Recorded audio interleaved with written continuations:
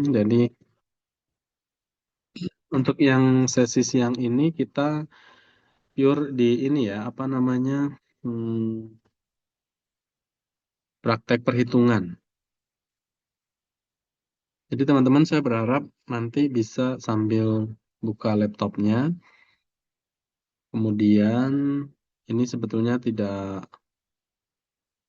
lama ya ngebahasnya. Nanti saya akan pisahkan, teman-teman sudah buka Excel-nya? Sudah, Pak. Sudah ya, baik. Teman-teman kalau dilihat di situ saya pisahkan. Jadi perhitungan PPh orang pribadi itu nanti kita akan melihat perhitungan. Saya share screen lah. Saya screen dulu deh.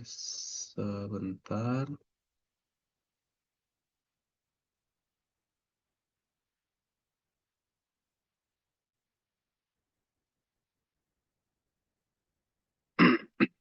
Oke, screen saya sudah terlihat? Sudah, Pak. Sudah ya, baik. Kita mulai saja. Jadi di situ perhitungan PPh OP itu saya klasifikasikan ke beberapa contoh perhitungan. Yang pertama, PPHOP untuk yang statusnya itu hanya karyawan saja. Jadi penghasilannya hanya betul-betul dari perusahaan. Itu yang sangat simpel. Kemudian nanti masuk ke tahapan berikutnya yaitu perhitungan PPHOP untuk karyawan. Dia statusnya karyawan tapi juga punya penghasilan lain. Nah, nanti kita akan lihat contohnya seperti apa. Kemudian, yang agak crowded itu adalah ketika si karyawan itu punya usaha dan melakukan pembukuan. Nah, itu nanti mungkin yang akan saya ambil untuk di contoh apa di soal ujiannya mungkin itu ya, walaupun nanti akan saya mix sedemikian rupa begitu. Karena ini agak sedikit rumit. Kenapa? Karena pertama, kita harus tahu datanya terlebih dahulu, seperti yang terlihat dalam layar, itu ada laporan kok laba rugi, dan neraca, kemudian juga ada biaya-biaya yang nanti di sini, biaya ini terkait sama koreksi fiskal yang tadi saya sampaikan. Ada beberapa biaya yang memang diakui secara pajak, biaya yang tidak diakui secara pajak. Nah, untuk yang khusus perhitungan karyawan plus punya usaha dengan metode pembukuan ini, nanti kita harus membuat yang namanya koreksi fiskal atau korfis. Nah, koreksi fiskalnya kita sepakat ya untuk membuat 1, 2, 3, 4, 5 kolom. Jadi nanti dalam soal itu sudah saya sediakan kolom-kolomnya seperti ini. Teman-teman tinggal mengidentifikasi saja mana yang masuk kolom koreksi positif, mana yang masuk kolom koreksi negatif, dan sehingga muncullah yang namanya laporan fiskal. Nah, ini yang tadi saya sampaikan ya, perbedaannya antara laporan komersial dan laporan fiskal. Laporan komersial ini adalah laporan perusahaan, laporan fiskal ini adalah laporan yang akan dijadikan dasar untuk melakukan laporan SPT tahunan dan pembayaran pajak. Setelah koreksi fiskal, nanti setelah itu kita akan menentukan penghasilan neto. Kebetulan di contoh ini adalah suami istri yang dia memiliki usaha yang dikelola secara bersama, sehingga penghasilannya nanti akan digabung, gitu ya.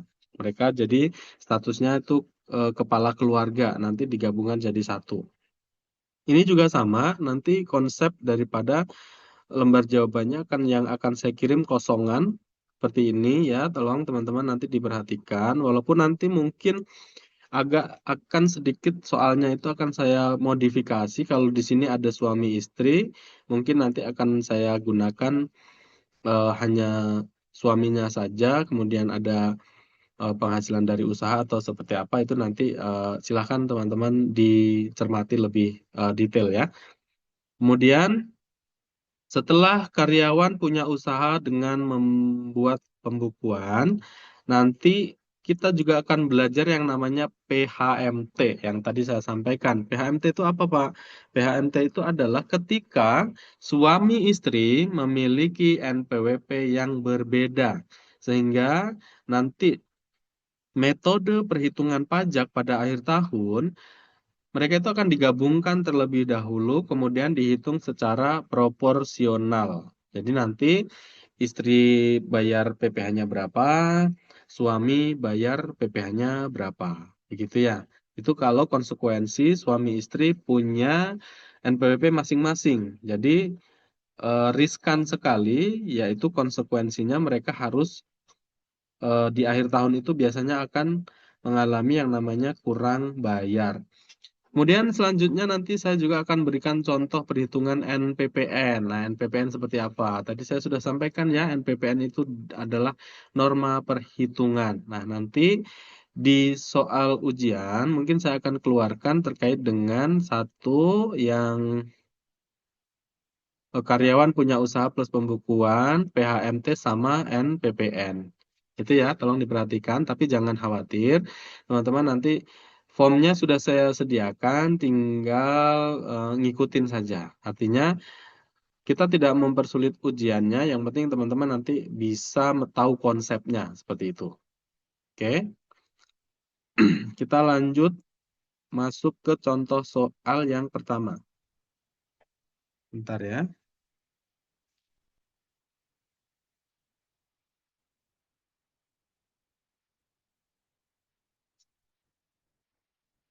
Oke, pertama ini yang paling mudah, yang sangat sederhana sekali. Karena apa? Ketika kita belajar PPHUP, ujungnya adalah nanti bagaimana cara kita menyajikan laporan di dalam SPT. Ya, angka-angka itu kita jadikan angka final yang mana angkanya sudah betul sehingga sudah siap dilaporkan dalam SPT tahunan. Nah, di sini teman-teman saya sampaikan tidak praktek untuk SPT tahunannya karena begini. SPT yang lama sudah tidak relevan untuk kita lakukan pembelajaran secara ini ya pengisian SPT-nya begitu karena sekarang sudah berubah total apalagi sekarang sudah menggunakan Cortex.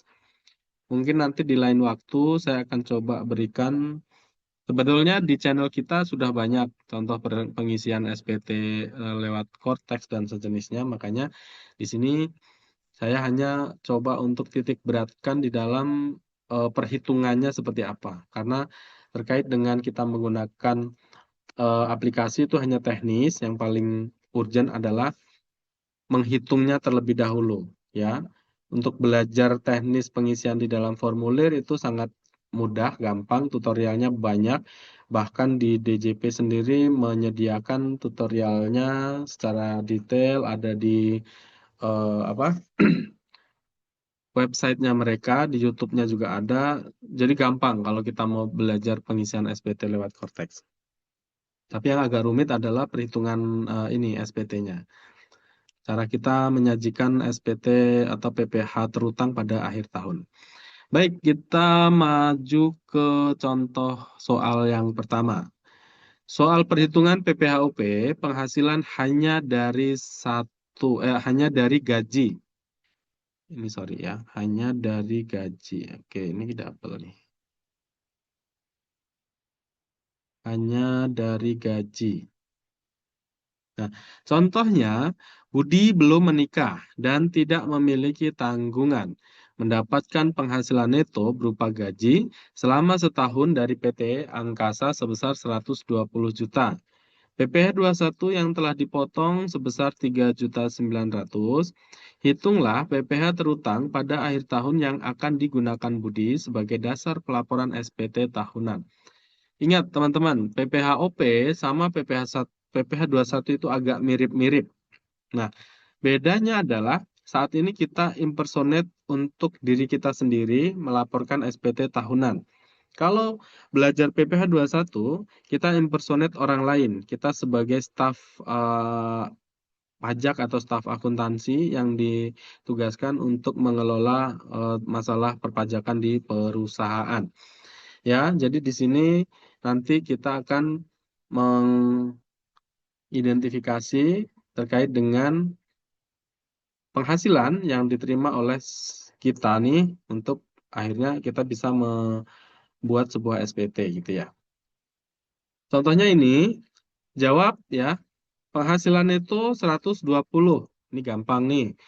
PTKP langsung, penghasilan tidak kena pajak karena dia belum menikah, maka untuk WP sendirinya, berarti 54. Tadi di awal sesi pagi sudah ada ya di materinya, PTKP-nya itu berapa begitu. Penghasilan kena pajak, ini dari 120 dikurangin 54.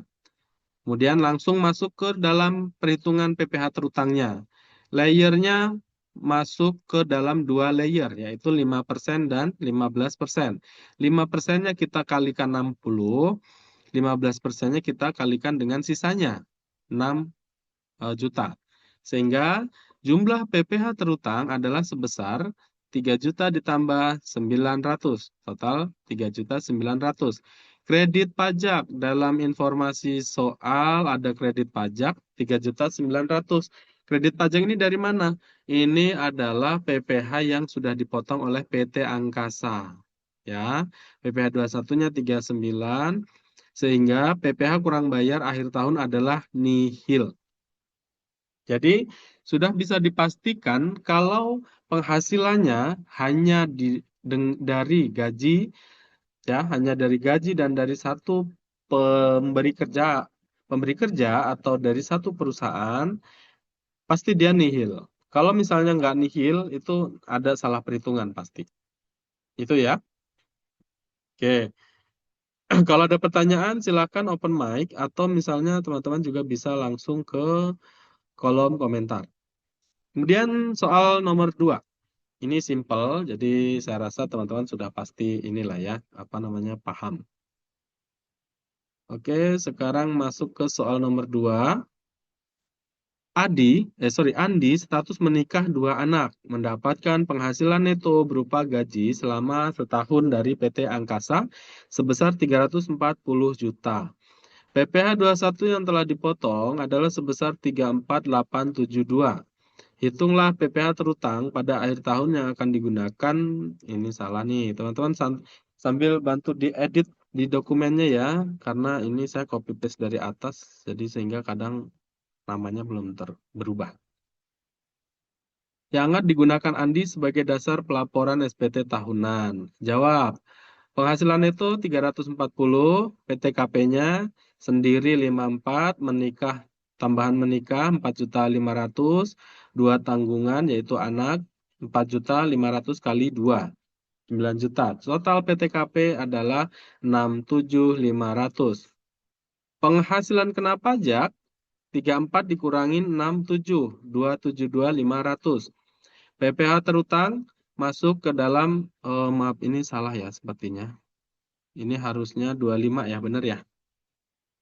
Nah, oke, berarti kita skenario soalnya kita rubah di sini jadi 37125 ya PPh-nya.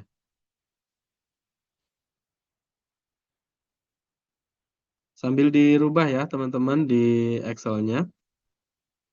Oke, kita lanjut ke PPh terutang.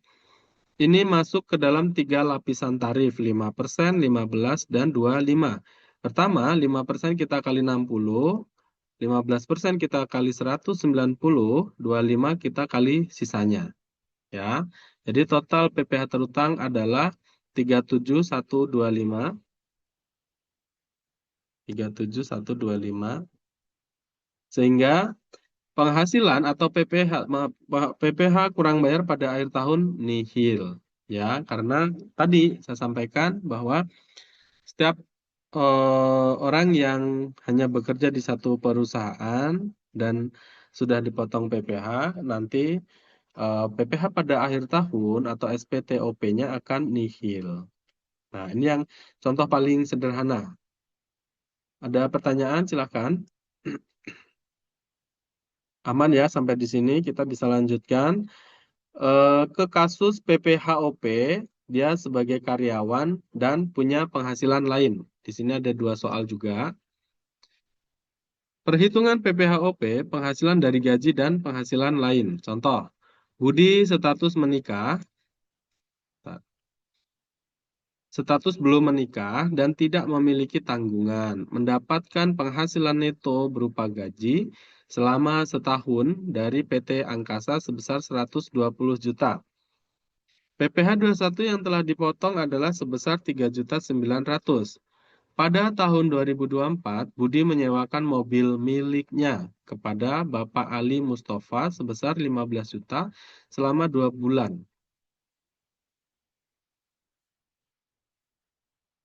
Hitunglah PPh terutang pada akhir tahun yang akan digunakan Budi sebagai dasar pelaporan SPT tahunan. Pertama kita lihat jawabannya ada penghasilan itu dari pekerjaan 120, kemudian penghasilan lain sewa mobil. Jadi ini kita gabungkan ya teman-teman. Seperti yang saya sampaikan tadi di awal bahwa dalam SPT nanti kita akan digabungkan seluruh penghasilan ya, kecuali yang final dan bukan objek pajak itu nanti kita akan pisahkan.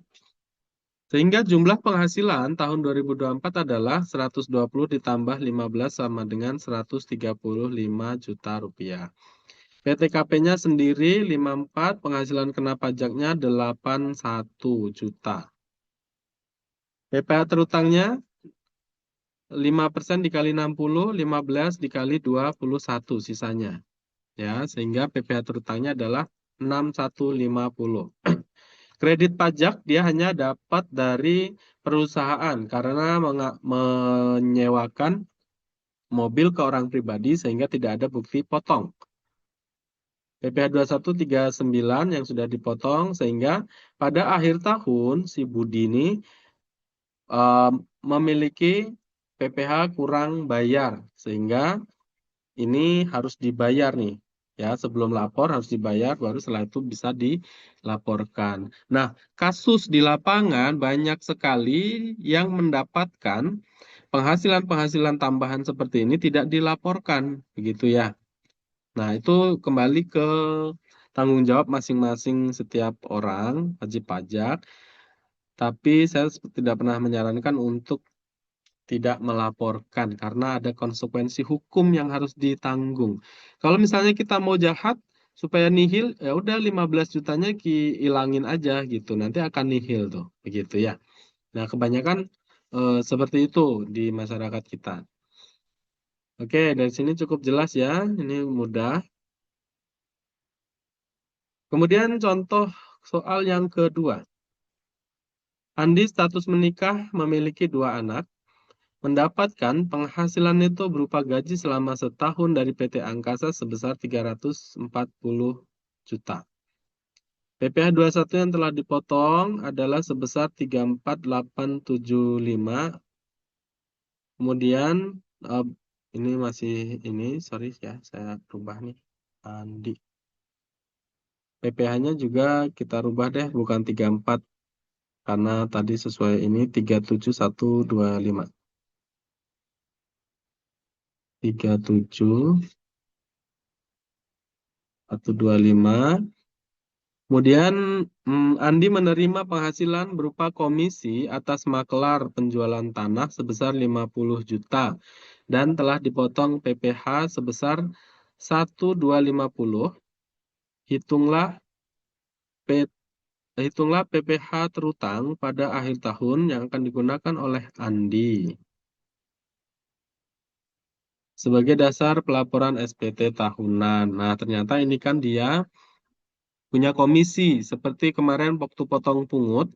Komisi itu dihitungnya DPP-nya 50% ya. Jadi ingat kita bicara PPh OP kaitannya dengan materi sebelumnya. Makanya kita berkesinambungan, harus diingat begitu.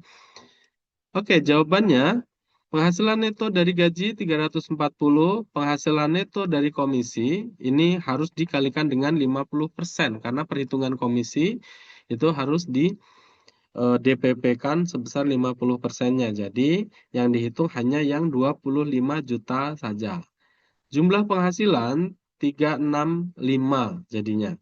Nah, kalau kita salah hitung bisa saja nanti di sini di dari komisi dihitung 50 juta. Waduh, kita rugi ya karena hitungannya tidak seperti itu. PTKP-nya sendiri menikah 2 anak ya. Jadi totalnya 67.500. Penghasilan kena pajak jadinya 365 dikurangi 67. 297 masukkan ke layer tarif pajak 15, 5, 15, dan 25%. Total PPh terutang 43.375. Nah, ini tadi berapa? 37.125 ya. Sorry. 125. Oke. Ini kredit pajak.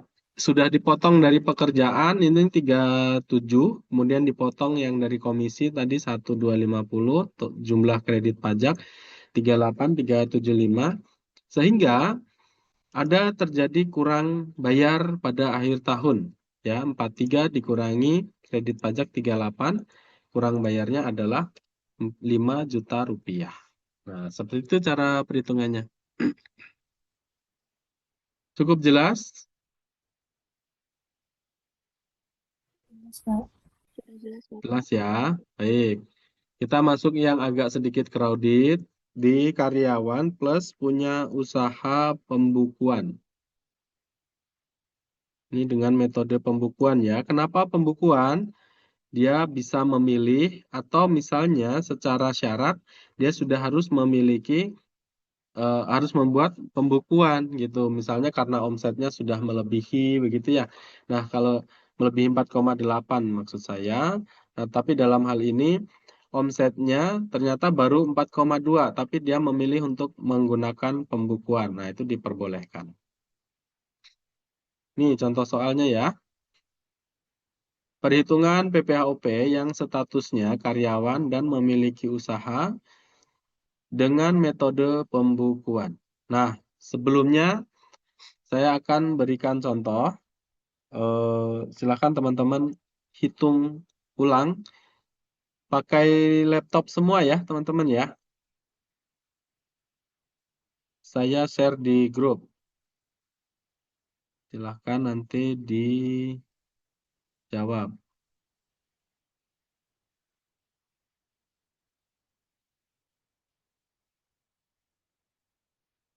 Hitung PPh OP akhir tahun. Budi.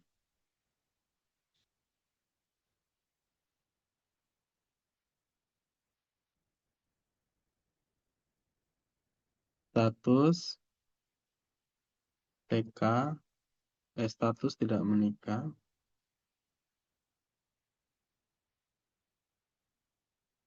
Status tidak kawin. Penghasilan neto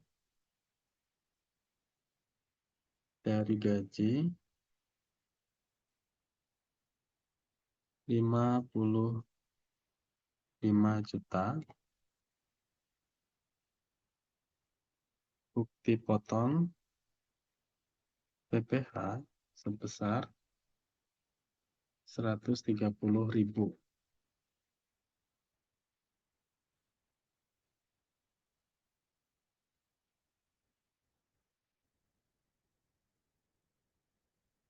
Oke, sudah saya kirim di grup. Silakan teman-teman dikerjakan. Boleh kerjakan lewat HP atau laptop. Nanti di capture saja, kirim ke grup ya.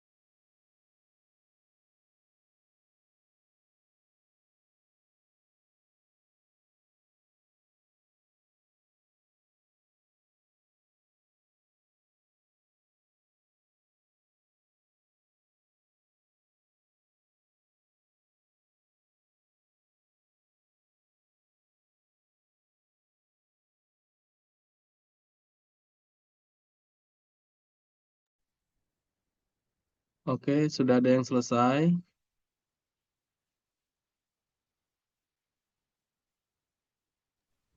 Sudah, Pak. Boleh dikirim ya. Pak. Oke, ini siapa nih? Dinda.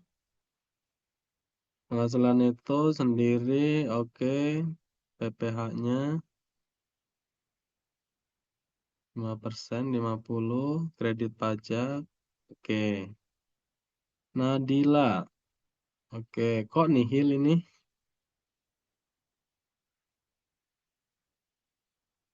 Keterangannya Lupa bukan nihil dihapus, ya? Pak. Iya, lupa dihapus, Pak. Ya, Kopi soalnya. keterangannya berarti apa? Lebih? Dibayar. Lebih bayar. Oke, siapa lagi yang mau ini? Karena di penilaian saya itu ada penilaian portofolio, penilaian keaktifan, sama kehadiran ya. Jadi nanti di dalam detail penilaian untuk sertifikat itu di dalamnya ada terkait sama yang seperti ini. Teman-teman yang aktif, kemudian yang mengirimkan jawaban atas pertanyaan yang saya sampaikan, begitu ya. Silakan yang lain. Jadi saya hanya ingin melihat apakah konsepnya teman-teman paham begitu ya. Kalau sudah paham konsep, ke depan untuk melakukan perhitungan yang lebih rumit, setidaknya itu dasar sudah dikuasai terlebih dahulu gitu ya. Oke ya, yang lain boleh nanti silahkan dikirimkan. Kemudian kita lanjut ke pembahasan berikutnya. Nah, ini dia. Karyawan punya usaha dan melakukan pembukuan. Asumsinya memang walaupun di sini omsetnya dia belum memenuhi 4,8, tapi dia bisa memilih menggunakan pembukuan. Nah, diingat, kalau seseorang sudah memilih pembukuan di tahun sekarang misalnya, nanti di tahun berikutnya tidak boleh ya jadi pencatatan. Jadi harus seterusnya pembukuan. Kalau sudah sekali memilih pembukuan, maka seterusnya pembukuan. Oke. Febri lebih bayar, betul. Oke, teman-teman paham ya? Sudah paham sepertinya. Baik.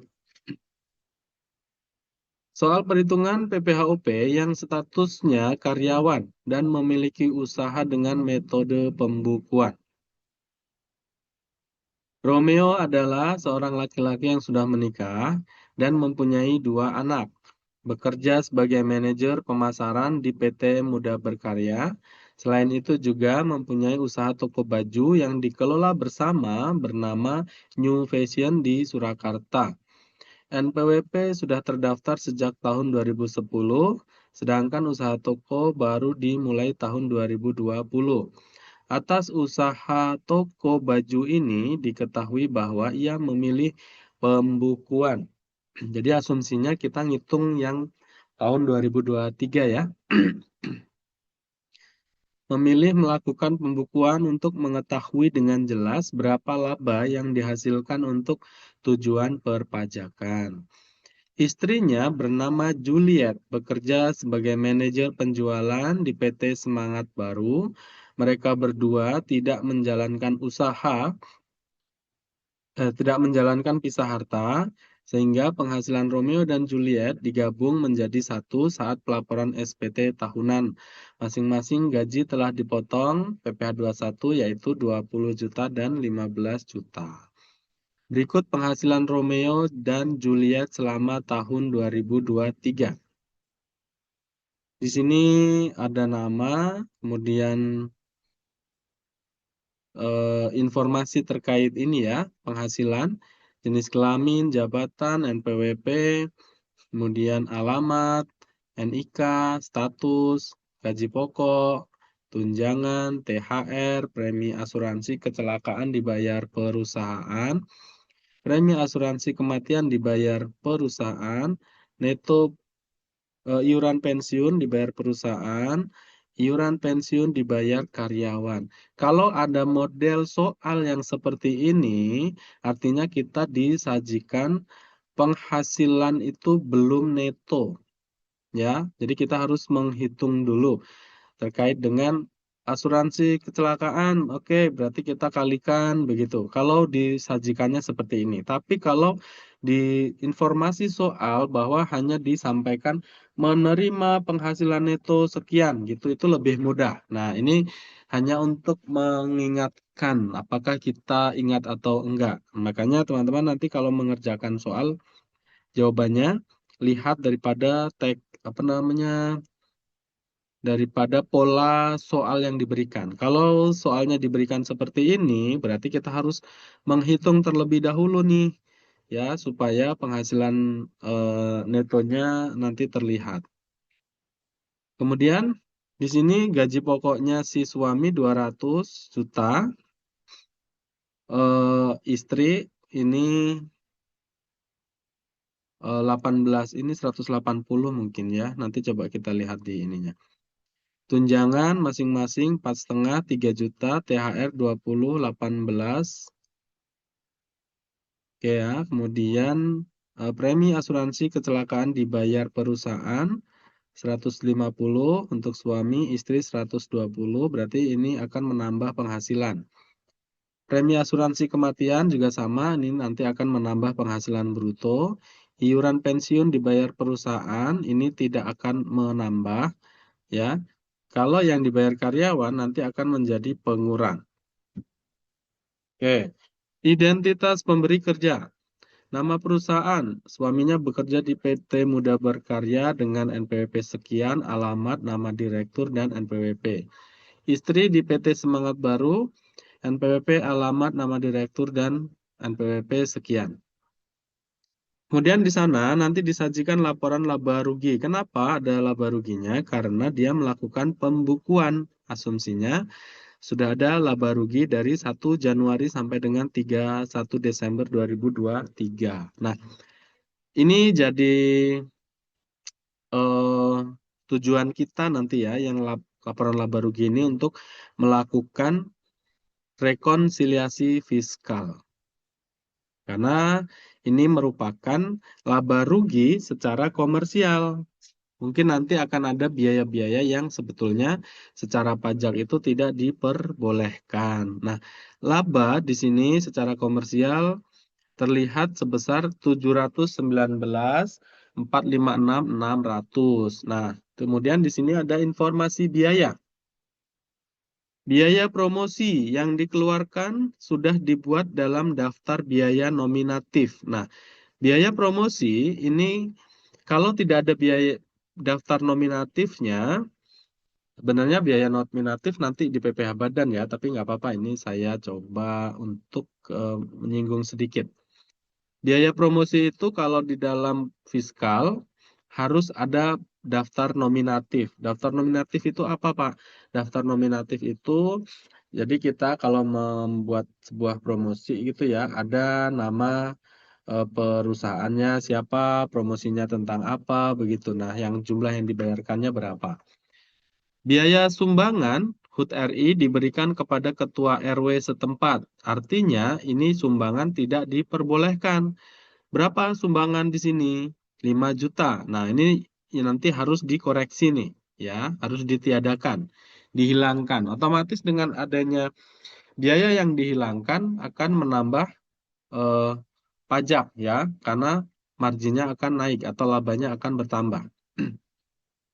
Biaya konsumsi merupakan biaya makan untuk seluruh karyawan di toko tersebut. Nah, ini karena digunakan atau makan ini untuk seluruh karyawan, maka diperbolehkan. Di sini biaya makan berapa ya? Kita lihat. Konsumsi 32.400. Nah, kalau misalnya di biaya konsumsi ini hanya diberikan kepada bagian pemasaran saja. Nah, ini harus dikoreksi, tapi karena ini untuk keseluruhan, maka ini tidak dikoreksi nanti. Kita akan lihat dalam tabel koreksi fiskalnya seperti apa nanti. Biaya pajak penghasilan merupakan biaya pajak yang dikeluarkan untuk membayar angsuran PPh 25 Romeo yang diambil dari kas toko. Nah, ini kan tidak diperbolehkan ya. Artinya biayanya dikeluarkan untuk kepentingan direktur atau pemilik. Nah, ini tidak boleh, nanti harus dikoreksi. Berapa? Coba kita lihat. PPh 25 biaya pajak ya tadi ya. Nih, pajak penghasilan 24. Oke, nanti kita akan koreksi nih. Biaya seragam diberikan secara gratis untuk seluruh karyawan. Nah, ini diperbolehkan karena ini termasuk dalam kategori natura yang digunakan untuk seluruh karyawan sehingga tidak perlu dikoreksi. Informasi lain, selain memiliki toko, memiliki usaha, Romeo juga mempunyai saham di PT Merah Marun sebesar 500 juta. Pada Desember 2023 membagikan dividen kepada Romeo sebesar 35 juta. Penghasilan dividen tersebut dibelikan emas murni dengan kadar 99,9%. Artinya, saya ingatkan kembali, dividen akan dikenakan pajak bagi penerima orang pribadi jika dividen tersebut tidak diinvestasikan. Nah, ternyata di sini sama Romeo, hasil dividen itu dibelikan emas batangan. Nah, ini emas murni, ya. Sorry, emas murni, dia masuk kategori yang merupakan investasi yang diperbolehkan. Sehingga 35 ini nanti tidak kena pajak yang 10%. Nah, tapi dividen itu kan sifatnya ini ya, bukan objek pajak ya, karena diinvestasikan sehingga nanti penghasilannya juga akan kita koreksi positif, koreksi negatif, gitu. Kemudian tanah kosong yang dimiliki Romeo di Jalan Asmara juga disewakan oleh Tuan Bustomat dengan harga sebesar 200 juta per tahun. Uang sewa diterima setiap nih ya, setiap tanggal 1 Januari dan sudah berjalan 5 tahun sejak tahun 2021. Nah, ini juga nanti, ini kan sudah dipotong nih biasanya dengan PPh final, sudah dibayar pajaknya oleh si Romeo sendiri. Itu nanti juga akan dikoreksi. Kemudian karena dia pembukuan, ini adalah neracanya. Kita bisa lihat. Oke, kemudian dari informasi di atas diminta, hitunglah PPh terutang atas penghasilan selama tahun 2023. Jika PPh 25 yang sudah dibayarkan selama tahun 2023 sebesar 45 juta rupiah. Kemudian hitung PPh pasal 25 untuk angsuran tahun 2024. Catatan, Romeo dan Julia tidak menjalankan pisah harta sehingga memilih kepala keluarga dalam hal pelaporan pajak keduanya. Jadi digabungkan nanti ya. Nah, untuk soal-soal seperti ini teman-teman harus cermat, harus dibaca berulang. Nanti biar ketahuan nih, mana sih yang akan kita hitung pajaknya, mana yang sudah dikenakan pajak secara final, mana yang bukan objek pajak. Nah, dari soal ini, 3 unsur tersebut sudah memenuhi. Ada penghasilan yang nanti kita akan hitung pajaknya, ya, berarti dikenakan pajak secara umum. Kemudian ada yang merupakan penghasilan bukan objek pajak, apa? Dividen tadi. Kemudian penghasilan yang telah dikenakan PPh final, apa? Sewa rumah tadi ya. Nah, ini tanah kosong ya yang disewakan, sehingga 3 unsur sudah memenuhi di dalam soal ini. Oke, kemudian kita lanjut. Sebelum kita menghitung penghasilan neto, terlebih dahulu kita harus menyusun yang namanya koreksi fiskal. Nah, nanti template-nya seperti ini, 1, 2, 3, 4, 5, 5 kolom. Ya, nanti kalau untuk soalnya sudah kita sediakan apa lembar jawabannya seperti ini.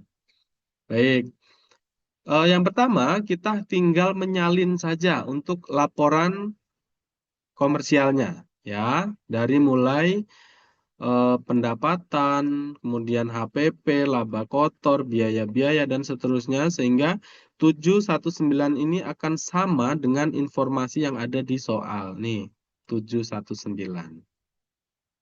Oke. Yang kedua, kita akan melakukan koreksi. Koreksi ada dua, teman-teman. Koreksi positif, koreksi negatif. Koreksi positif itu nanti akan menyebabkan penambahan laba, sehingga akan menyebabkan penambahan pajak. Karena biaya-biaya di sana akan kita eliminasi, tidak diakui secara perpajakan. Nah, untuk koreksi negatif berarti sebaliknya. Begitu ya. Kemudian nanti setelah ada koreksi positif ataupun negatif, akan muncul yang namanya laporan fiskal. Nah, laporan fiskal inilah yang nanti kita akan gunakan sebagai dasar untuk melaporkan SPT tahunan dan membayar pajaknya. Gitu. Oke ya, kita lihat di sini. Pendapatan. Oke, pendapatan di sini aman. Tidak ada koreksi positif, tidak ada koreksi negatif. Sehingga langsung kita taruh di sini, di laporan fiskal. Ya. Kemudian persediaan awal, pembelian, persediaan akhir, harga pokok juga aman. Kita langsung pindahkan ke kolom laporan fiskal, aman. Laba kotornya sama antara fiskal dan komersial. Nah, untuk biaya-biaya, teman-teman di sini perhatikan, biaya gaji karyawan di dalam informasi ini, informasi biaya ini tidak dimention, tidak ada eh, apa ya, tidak ada penyesuaian, sehingga ini sudah sesuai. Sehingga kita bisa langsung pindahkan ke laporan fiskalnya, ya. 273 langsung kita pindahkan, kemudian biaya listrik toko, telepon, PDAM, perawatan gedung, perawatan peralatan, dan biaya promosi. Walaupun promosi tadi dimention, tapi di sana disampaikan bahwa biaya promosi sudah memenuhi kriteria karena sudah ada bukti nominatifnya, sehingga tidak perlu dikoreksi. Pak, kalau misalnya tidak ada daftar nominatifnya gimana? Nah, berarti nanti harus dikoreksi. Koreksinya di sini, koreksi positif, karena kita menghilangkan biaya, maka masuknya dalam kolom koreksi positif. 13 juta. Nah, nanti di sini akan kosong nih ya, teman-teman ya. Di laporan fiskalnya otomatis karena di sini kosong, nanti biayanya berkurang, labanya akan bertambah. Laba bertambah berarti pajaknya pun akan bertambah. Nah, karena ini ada daftar nominatif, maka tidak kita koreksi. Oke. Lanjut, biaya sumbangan HUT RI. Nah, di materi teori di awal saya sampaikan sumbangan itu tidak diperbolehkan, kecuali memang yang memenuhi kriteria. Nah, sumbangan untuk HUT RI ini tidak diperbolehkan sehingga harus kita koreksi. Ya, kalau kita tidak koreksi, nanti pengaruh nih ke laba. Labanya menjadi kecil, pajaknya menjadi kecil. Sehingga kita koreksi, kita hilangkan. Sehingga di sini tidak diakui. Biaya ATK dan cetak ini aman, biaya konsumsi juga tadi walaupun disampaikan di dalam informasi biaya, tapi ternyata konsumsinya itu untuk seluruh karyawan, bukan hanya sebagian, sehingga diperbolehkan, sehingga tidak perlu dikoreksi. Kemudian ada biaya pajak penghasilan. Oke, tadi informasinya apa? Biaya pajak penghasilan adalah yang dikeluarkan untuk membayar angsuran. Oke, berarti untuk membayar PPh 25-nya si pemilik. Jadi kita harus koreksi karena tidak diperbolehkan. Gitu ya, biaya penghasilan, pajak penghasilan. Ini sehingga kita koreksi. PBB toko aman, seragam karyawan untuk seluruh karyawan tadi aman, penyusutan gedung juga aman. Sehingga di sini terjadi koreksi positif sebesar 29 untuk biaya. 29 juta sehingga di sini terjadi penurunan. Bentar.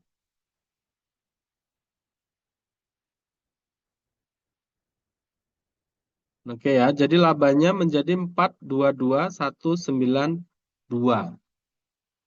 Oke. Kemudian di sini ada penghasilan biaya atau biaya dari luar usaha. Dividen itu diakui ya, dia sebagai penghasilan. Nah, tapi karena dividen itu bukan merupakan objek pajak, maka kita harus keluarkan dari sini. Ya, kalau penghasilan itu dikoreksi negatif. Karena dia kenapa? Bukan objek pajak, sehingga harus dikeluarkan. Di sini tidak diakui secara pajaknya. Nanti kalau tetap dilaporkan salah karena bukan objek gitu ya. Sewa tanah dan bangunan. Sama, ini kita harus koreksi negatif. Kenapa? Karena sudah dipajakin. Nanti kalau di sini tidak dikoreksi, di sini muncul sebagai penghasilan, ada double pajak ya. Sayang, kita nanti rugi gitu ya. Total penghasilan biaya di luar usaha ya, berarti 35 tambah 200. Sehingga setelah koreksi fiskal, laba bersihnya meningkat. Yang awalnya hanya 719, di sini meningkat jadi 748 karena ada beberapa biaya yang dikoreksi. Nah, seperti itu ya. Oke, dari sini ada pertanyaan, silahkan. Kalau tidak ada, saya lanjutkan ya. Oke. Kemudian kita masuk perhitungan ke penghasilan neto. Karena di sini yang sudah siap ditambahkan ke dalam perhitungan PPHOP-nya sudah ketahuan nih, 748. Oke, kita masuk ke penghasilan neto suami istri. Bentar, saya ngecas HP dulu ya. Ini cara perhitungannya. Gaji pokok setahun. Oke. Di sini 245 berapa sih ini? 24500 dikali 12. Dari mana? Dari informasi ini ya. Ini harusnya berapa ya? Bukan 200 ya harusnya ya. Bentar. Harusnya ini dibagi 12. Oh, ini 24500. Teman-teman di ini dirubah ya di sininya ya. 24500. Salah ketik. Kemudian ini ternyata istrinya itu bukan 18, tapi bentar. Oh, dua situ itu gaji dan tunjangan ya, benar-benar. Ini 20. 24500 itu dari gaji pokok dan tunjangan ya, itu dikali. Benar, ini sudah benar ya. Tadi yang di sini 200 diganti 20. Oke. Ini udah benar, 24500 kali 12. THR 20. JKK dibayar perusahaan. Ini menambah penghasilan bruto. Berapa? 150.000 dikali 12. JKM juga sama. Nah, di posisi istrinya juga sama. Dikali 12. Total penghasilan brutonya adalah untuk suami 317.600, istri 272.880. Kemudian iuran pensiun suaminya 150 kali 12, istrinya juga sama. Biaya jabatan maksimal 6 juta. Jumlah pengurang 78 suami, 72 istri sehingga penghasilan neto suami 317 dikurangi 78. Begitupun istrinya. Ini kita total nih jumlah ya. Total penghasilan netonya adalah suami istri 575.480. Apakah ada informasi zakat atau informasi kompensasi kerugian? Ternyata tidak ada. Berarti kita langsung nih penghasilan neto, penghasilan dari usaha setelah korvis atau setelah koreksi fiskal. Kita masukkan di sini. Nih lihat dari koreksi fiskal F39.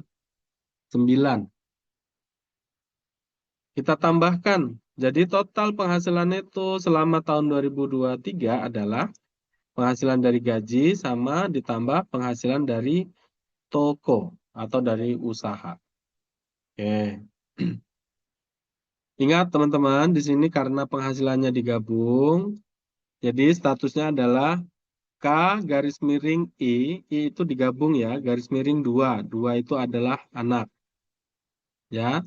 Diri sendiri 54, status menikah 4.500.000, istri bekerja 54, 2 tanggungan 9 juta, 4.500.000 kali 2. Jumlah PTKP 121.500.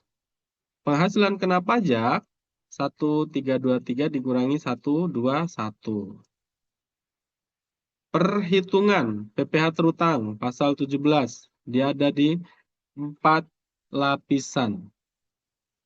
Ya. 5, 15, 25, dan 30 dikalikan. Ketemulah PPh terutangnya 304.730.980. Kemudian kita lihat apakah ada kredit pajak? Ada, ternyata. Dari mana? Dari sini, 35. Suaminya 20, istrinya 15. Sehingga kredit pajak totalnya 35. Totalnya menjadi 269. Ini ya. Kemudian kredit pajak lain apa? Ada PPh pasal 25. Tadi ada informasi ya di sini sudah membayar 45 nih.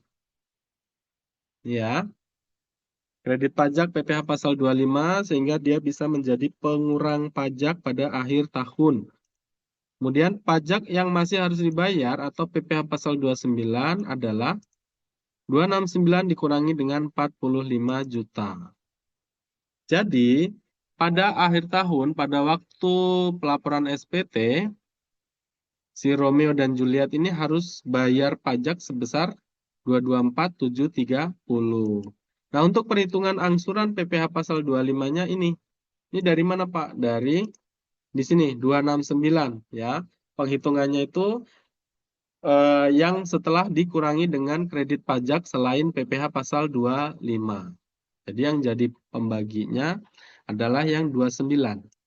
269.730 dibagi dengan 12, bukan yang 224. Nah, seperti itu ya cara perhitungannya. Ada pertanyaan silakan.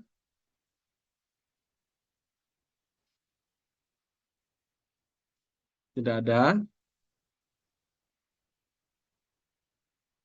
Baik, kalau tidak ada, saya berharap ini bisa dipelajari ya nanti setelah selesai kegiatan. Karena nanti fokus soal ujian di 3 ini, karyawan dengan punya usaha pembukuan, kemudian PHMT dan NPPN. Oke, kita lanjut ke PHMT, 2 materi lagi. Contoh soal untuk yang PHMT. PH itu adalah pisah harta, MT itu adalah memilih terpisah. Perhitungannya secara prinsip sama. Yang membedakan adalah kalau PH, pisah harta itu harus ada surat perjanjian di atas materai di hadapan notaris. Tapi kalau MT memilih terpisah, tidak perlu adanya surat. Dengan menunjukkan bahwa mereka masih memiliki NPWP masing-masing, itu sudah dikategorikan MT atau memilih terpisah. Raffi dan Nagita adalah sepasang suami istri yang menjalankan pisah harta. Keduanya memiliki NPWP masing-masing dan melaporkan SPT tahunan masing-masing secara pribadi. Mereka menikah pada tahun 2018 dan saat ini sudah memiliki 2 orang anak. Pada tahun 2023, diketahui penghasilan keduanya adalah sebagai berikut. Keterangan. Untuk penghasilan neto dari gaji, suami 120, istri 160. Penghasilan neto dari usaha, suami 250, istri tidak ada. Penghasilan lain, suami 40, istri 20. Total masing-masing 410 dan 180 juta. Perintah, hitung berapa PPh terutang suami dan istri. Nah, ini sudah ada formatnya, teman-teman nanti tinggal mengidentifikasi angka-angkanya saja, silahkan nanti dipindahkan ke template yang sudah diberikan. Pertama, kita menghitung penghasilan netonya. Di sini ada penghasilan neto dalam negeri dari usaha dan atau pekerjaan bebas, suaminya ada 250, suami istrinya tidak punya. Penghasilan neto sehubungan dengan pekerjaan, suami 120, istri 160. Penghasilan neto dalam negeri lainnya, suami 40, istri 20. Penghasilan neto luar negeri tidak ada, kosong. Total penghasilan neto 410 dan 180. Kemudian nomor 2, kita jumlahkan penghasilan neto suami dan istri. 590 juta. Masukkan penghasilan tidak kena pajak. K garis miring I garis miring 2. Kawin, penghasilan digabung dengan 2 tanggungan. Diri sendiri 54, status menikah 45, istri bekerja 54, tanggungan 2 anak 9 juta. 4,5 kali 2. Total PTKP-nya 121.500. Kemudian nomor 4, penghasilan kena pajak atau PKP-nya itu sebesar 468. Dari mana? Dari 590 dikurangi 121.500. Kemudian kita akan hitung penghasilan terutangnya.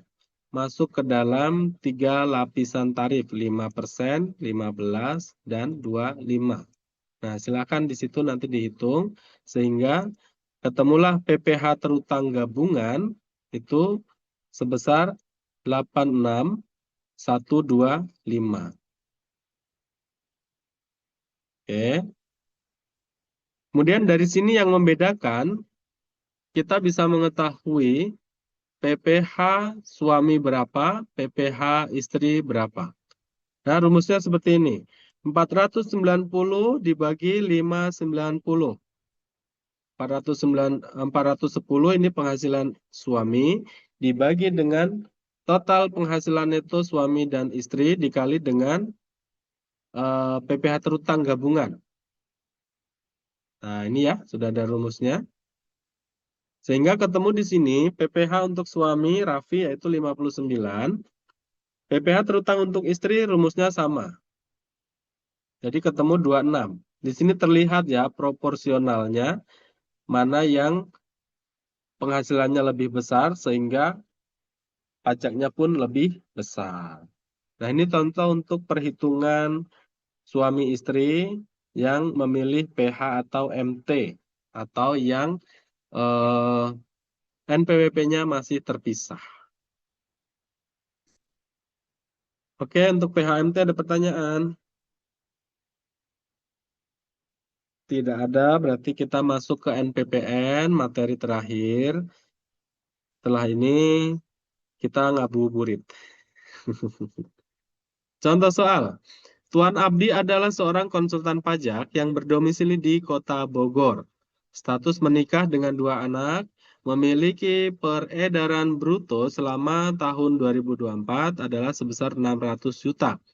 Menggunakan metode NPPN, asumsi tarif norma adalah 50%. Istrinya seorang ibu rumah tangga. Selain itu, Tuan Abdi memiliki penghasilan lain yaitu sewa mobil sebesar 120 juta dan memiliki kredit pajak PPh pasal 23 sebesar 15 juta. Hitunglah PPh terutang Tuan Abdi tahun pajak 2024 tersebut. Nanti juga ini sudah diberikan ya template jawabannya. Teman-teman tinggal identifikasi mana yang harus dimasukkan ke dalam perhitungan. Penghasilan neto. Nah, ini dia. A. Penghasilan sebagai konsultan pajak normal 50%. Penghasilan brutonya 600, kemudian netonya 300 karena dikali 50%. Penghasilan dalam negeri lainnya, sewa mobil, di sini langsung masukkan ke dalam penghasilan neto 120, sehingga total penghasilan adalah 420. Oke. Penghasilan tidak kena pajak itu K2, menikah dengan 2 anak, diri sendiri, status kawin, tanggungan 2 anak, totalnya 67.500. Sehingga penghasilan kena pajaknya adalah sebesar 352.500. Setelah itu masuk ke dalam perhitungan tarif 5, 15, dan 25%. Total PPh-nya adalah sebesar 57.125. Kredit pajaknya ada kredit pajaknya. Nah, itu PPh pasal 23 15 juta. Teman-teman tadi kayaknya kalau yang di file yang saya kirim di sini ada keterangan, silakan dihapus, disesuaikan dengan ini ya. Sehingga PPh yang masih harus dibayar yaitu PPh pasal 29 pada tahun 2023 adalah sebesar 42.125. Oke. Mudah ya teman-teman ya perhitungannya. Saya berharapnya sih nanti teman-teman bisa langsung mengerti ketika saya berikan soal ujian. Oke, dari sini ada pertanyaan, silahkan. Materi kita sudah selesai. Jika tidak ada, silahkan ada pertanyaan. Jika tidak ada, apakah bisa kita akhiri pertemuan kita pada kesempatan hari ini? Teman-teman juga puasa, mungkin menyiapkan ini kegiatan untuk berbukanya begitu. Boleh diaktifkan kameranya, kita dokumentasi ya.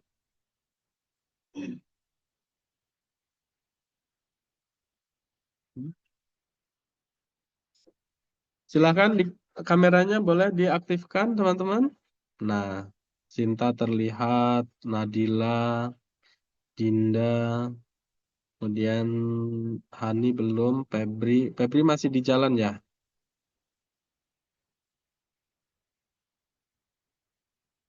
Silahkan. Oke, Febri udah sampai rumah.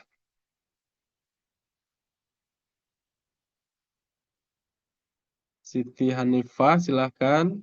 Kita nih privat sebetulnya karena penghuninya hanya beberapa ya.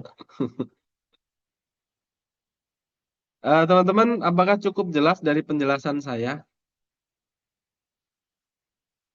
Maaf, saya mau izin tanya. Oh iya, silahkan.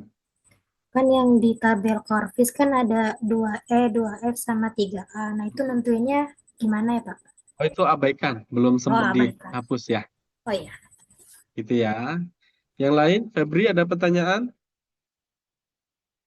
Nggak ada, Pak. Nggak ada. Hani, Dinda? Saya mau sedikit memastikan, Pak, untuk yang koreksi positif dan negatif itu klasifikasinya seperti apa ya, Pak?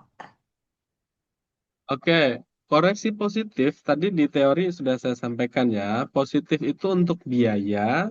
Kalau biaya itu memenuhi unsur daripada syarat perpajakan, itu maka aman, tidak perlu dikoreksi. Tapi kalau misalnya contoh nih, di situ tadi kan ada nih biaya sumbangan untuk HUT RI atau hari ulang tahun kemerdekaan itu sebesar misalnya 5 juta. Nah, di dalam aturan pajak sumbangan untuk hal-hal seperti itu tidak diperbolehkan atau misalnya kita sumbang ke eh, yatim piatu di sebelah kantor kita misalnya. Itu juga tidak diperbolehkan karena yang diperbolehkan itu sumbangan yang memang memenuhi syarat yang tadi saya sampaikan sebelumnya tuh. Jadi sumbangan-sumbangan, coba nanti dibaca ulang ya di slide-nya, sehingga bisa melihat apakah ini harus dikoreksi positif atau tidak, begitu ya.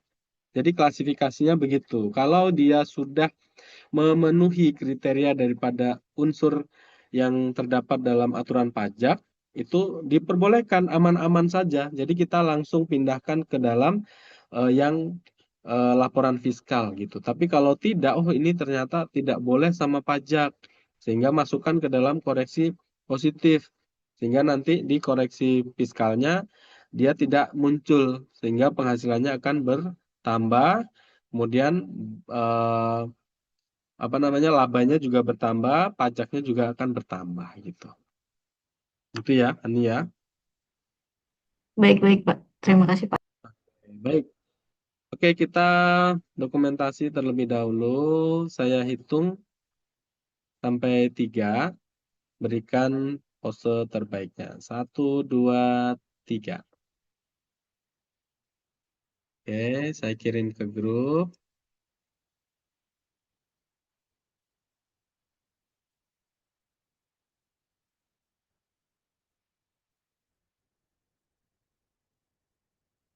Oke, terima kasih buat teman-teman semua yang sudah hadir pada kesempatan hari ini. Yang sakit mudah-mudahan segera sembuh. Dan juga buat teman-teman yang belum hadir, saya berharap sih bisa membaca atau melihat lagi nanti rekaman ini atau materi yang sudah diberikan. Terima kasih buat teman-teman semuanya. Sehat-sehat selalu. Saya pamit undur diri. Mohon maaf apabila ada salah-salah kata dalam menyampaikan materi. Selamat beristirahat, berakhir pekan, selamat berbuka puasa. Assalamualaikum warahmatullahi wabarakatuh. Waalaikumsalam.